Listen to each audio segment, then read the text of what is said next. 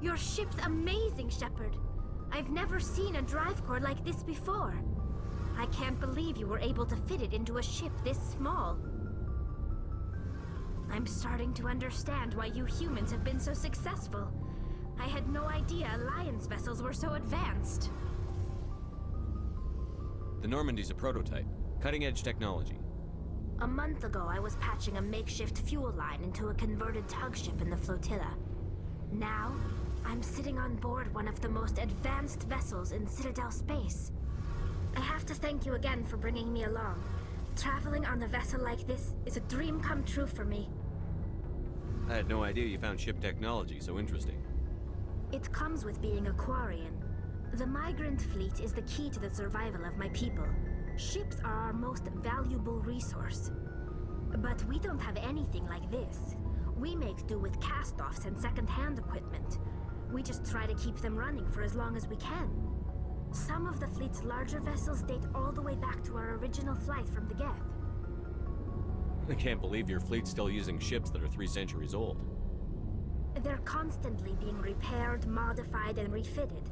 They aren't pretty, but they work. Mostly. We've tried to make ourselves as independent as possible on the flotilla. Grow our own food, mine, and process our own fuel. But some things we just can't make on our own. A patch to maintain the hull integrity requires raw materials we just don't have. That's why our pilgrimages are so important. Tell me about your people. Our lives aren't easy. Resources are scarce, and we are constantly on the move. Everything we do must in some way contribute to the continuation of the migrant fleet. There are 17 million Quarians in the flotilla, and each of us relies on the others for survival. The bonds among my people are strong. Unfortunately, we have had to surrender many of the freedoms and civil liberties other species take for granted. What kind of freedoms? Well, it's illegal for parents to have more than one child. If our population grows too much, it would strain our resources to their breaking point. Of course, we also can't allow our numbers to become too few. If our population is in decline, the rule against single births is temporarily repealed. In extreme cases of population decline, incentives are even offered to encourage multiple births, though the Conclave hasn't had to take such measures in nearly a century. That's your government.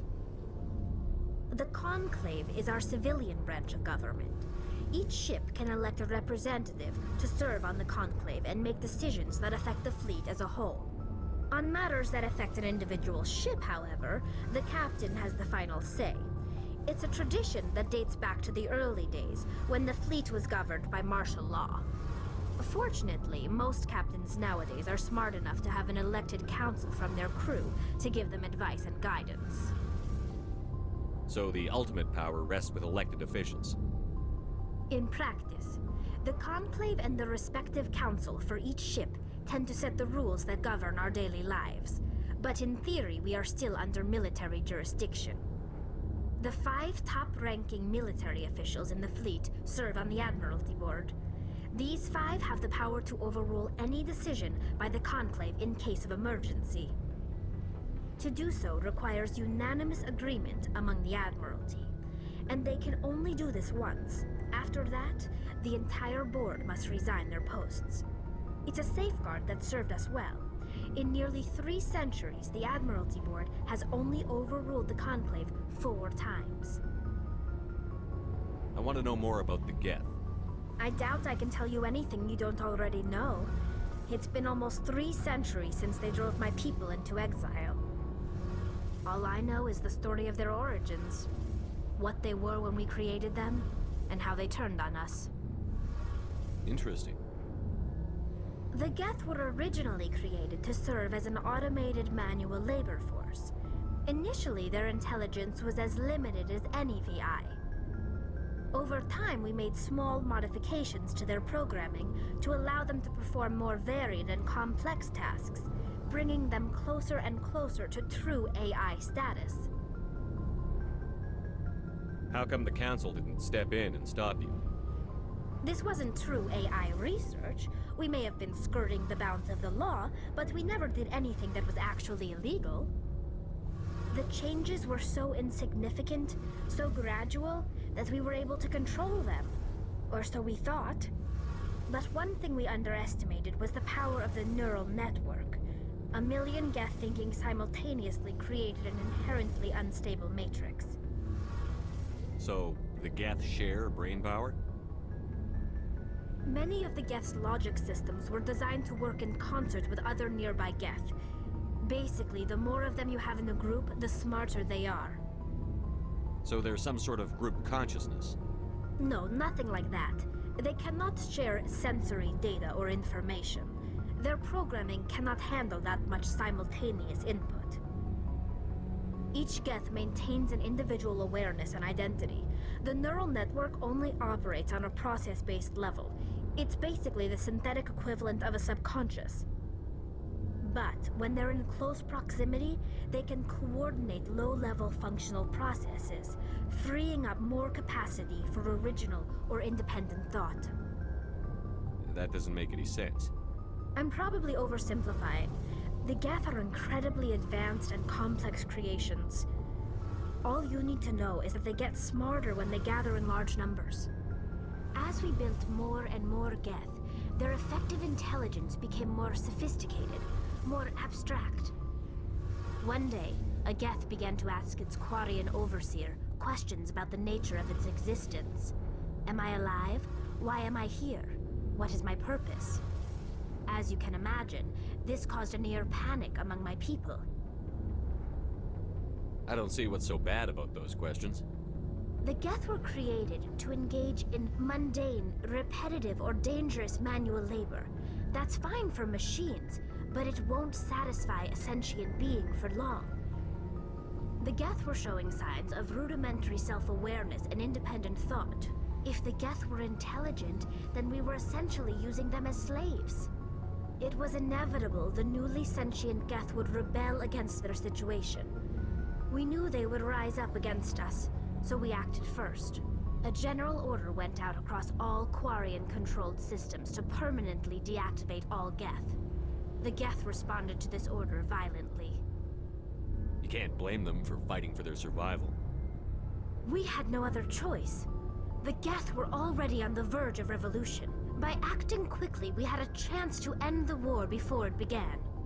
The hope was that most of the Geth would still be little more than machines, incapable of organized resistance. But they had progressed much further than anyone anticipated. The war was long and bloody. Millions upon millions of Quarians died at their hands. In the end, we were forced to flee our own homeworld. We feared the Geth would pursue us, but they never came beyond the Veil. Now we drift through space, exile searching for a way to reclaim what was once ours. It's hard to feel sorry for you. Your ancestors tried to wipe out another species. We made a mistake when we created the Geth in the first place, but we did not make a mistake when we went to war against them. If we had not acted, they would have wiped us out. They're a synthetic life form. They have no use for organics. None. Why do you think they cut themselves off from the rest of the galaxy? Why do you think they've killed every organic being who's ever tried to contact them? They didn't kill Saren. What does that tell you? The Geth are not innocent victims in all this. They're the enemy. They want to destroy us. Not just the Quarians. All organic life. That's why they've joined up with Saren. And that's why we have to stop him. I want to know more about the pilgrimage. When my people reach maturity, we leave our birth ships and seek acceptance with a new crew. It's necessary to maintain genetic diversity among the fleet. But no ship wants to accept someone who will be a burden on them. So, to prove our worth, we embark on a pilgrimage. We set out alone, leaving the flotilla and our families behind us. We only return once we have found something of value we can bring back to the fleet. This is presented as a gift to the captain of the respective ship we wish to join. If the gift is accepted, we are welcomed into the crew. Can a captain choose to reject the gift? That doesn't happen often. Most captains are eager to increase the size of their crew. it increases their own standing in our society. Even when a gift is not particularly valuable, the captain usually accepts it out of a sense of tradition. However, there is a stigma to presenting a substandard gift. It's not the best way to make a good impression on a new community. Most pilgrims don't return until they find something worthwhile. I can't believe they just send you off alone. It's not like they just cast us out. Before we leave, we are given lessons in how to survive outside the flotilla, and given gifts to help us on our journey. We also receive implants to fight off sickness and disease. Generations of living in an isolated and highly controlled environment have left our immune systems weaker than most. By the time we leave the fleet, we are well equipped for the pilgrimage. This is a rite of passage for all Quarians. If it were dangerous, our numbers would suffer. Virtually every pilgrimage ends with a triumphant return and the ritual presentation of the gift to one of the fleet's captains. I want to talk about something else. Like what? I should go. See you later.